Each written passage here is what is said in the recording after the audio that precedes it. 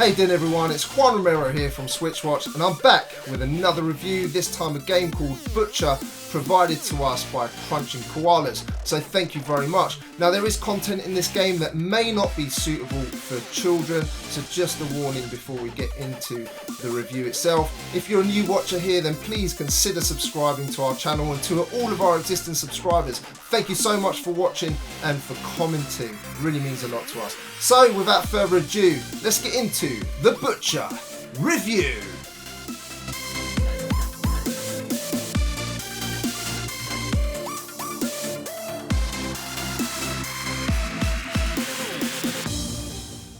Okay, so let's get straight into the story. You get a brief backstory here. You start off on a space station and you're sent down to a planet. You're going there to exterminate all signs of life. That's all you know. Are you the Butcher? You could be, as you head down to your Predator-style missions, each time with the goal of killing everything in sight. You are a bloody, thirsty cyborg, and it's hard to sympathise or warm with this type of character when you're out to destroy everyone. Like the Terminator, you cannot and will not falter as you progress. No other story emerges and your mind fills in the blanks. Game sucks you in with its dark atmosphere, and this is reinforced by the dark sounding music. I was surprised by the audio in this game. Each area has a really great dark themed backing track.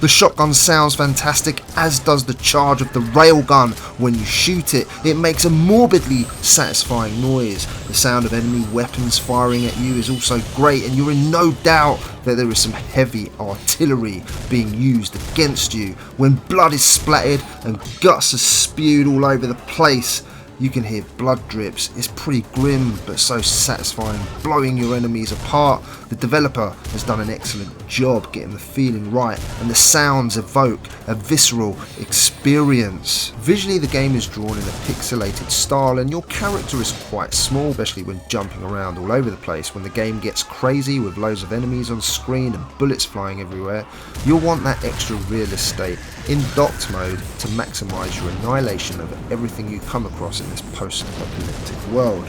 The game is super violent, and it depicts this superbly well with the red stuff on show all over the place. You need to release your inner artist. I don't even want to know why the hooks are spread throughout the levels, but you will see some nasty stuff when blowing some enemies away near these hooks. The look of the levels is actually done really well, and there's clear definition between worlds. I especially enjoyed the volcano world, and the last city was a special highlight. There are neon signs broken up everywhere, and it just reminds you of a city that's just been torn apart by war. I did encounter slowdown and multiple crashes with this game at the time of review. Upon completion of the game, I did have 2 crashes in total, and near the last levels, unfortunately the game slowed down quite a bit.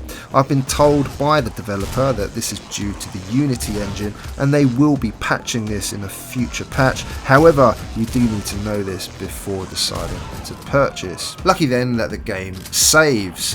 Now moving on to gameplay. The closest thing to compare this to is a 2D version of Doom. The game is a simple shooter with twin stick controls, with the left stick controlling movement and the right controlling your aim. You can shoot anywhere on screen, which is fantastic. You can jump, and moving between platforms is really smooth. Feels great, and you can drop down by holding down on the left analog stick. In practice, this is absolutely superb, as you need to move around quickly to avoid all of the enemy fire. Now this is a very simple shooter where you just have to annihilate everything that you see.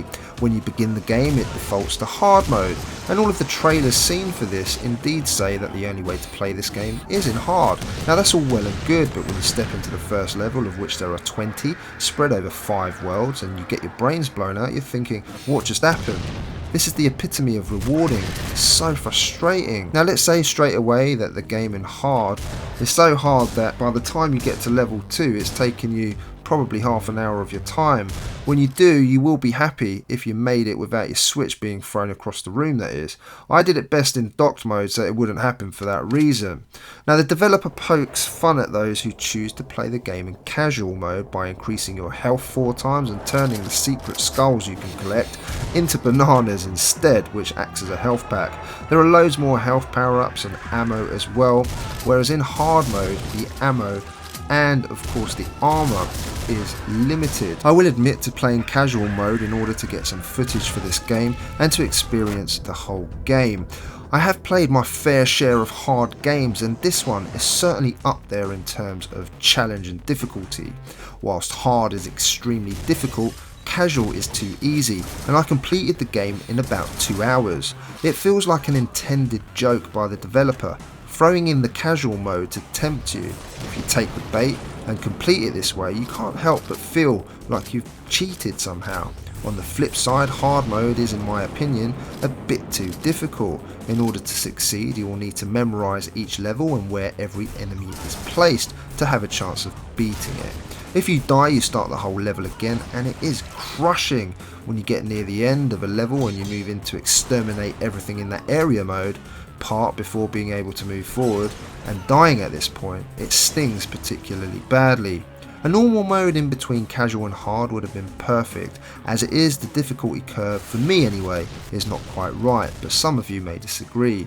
That does not mean that you will not enjoy it in casual mode. I had an absolute blast, and once completed I knew a bit more about the game and level designs. After that, trying hard mode again was more enjoyable. Along the way you need to keep your health and ammo topped up in order to succeed, but perhaps more importantly you need to find armour and keep that topped up, because it keeps your health in check. You get a great choice of weapons here, and you'll add more to your arsenal as you move through each world. The shotgun and grenade launcher are personal favourites, but all the weapons are fun.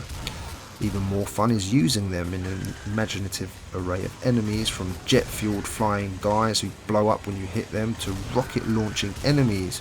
If you really want to get your chainsaw out for some hand to hand combat, that's awesome too, albeit with some grim consequences. If you go near water and there's some piranhas about, get the chainsaw out, it'll be a lot of fun. At the end of it all, you'll need to defeat the boss, which was fun if a little predictable.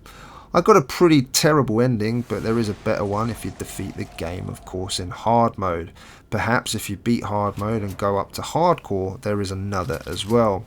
You can collect secrets, which are skulls, throughout the game, and you'll need to collect 35 of these.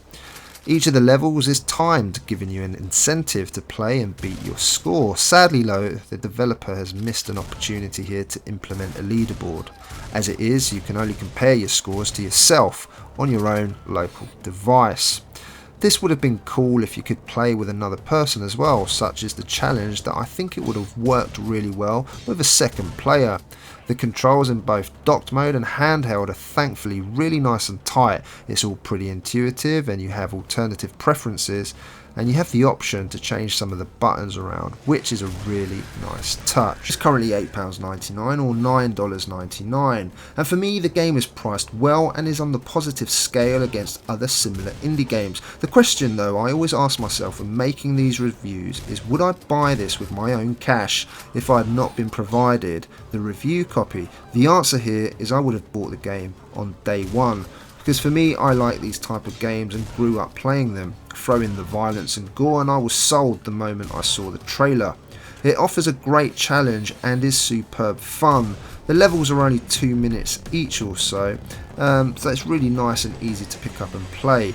Multiplayer and online leaderboard would have been welcome additions, adding that extra replayability, but there's going to be those of you that are going to want to speedrun, and more of you that will want to play this game on the hardest modes once completed. So on to my verdict. This game is full of gore and violence, a 2D blood-soaked love letter to the cult classics, as the developer puts it.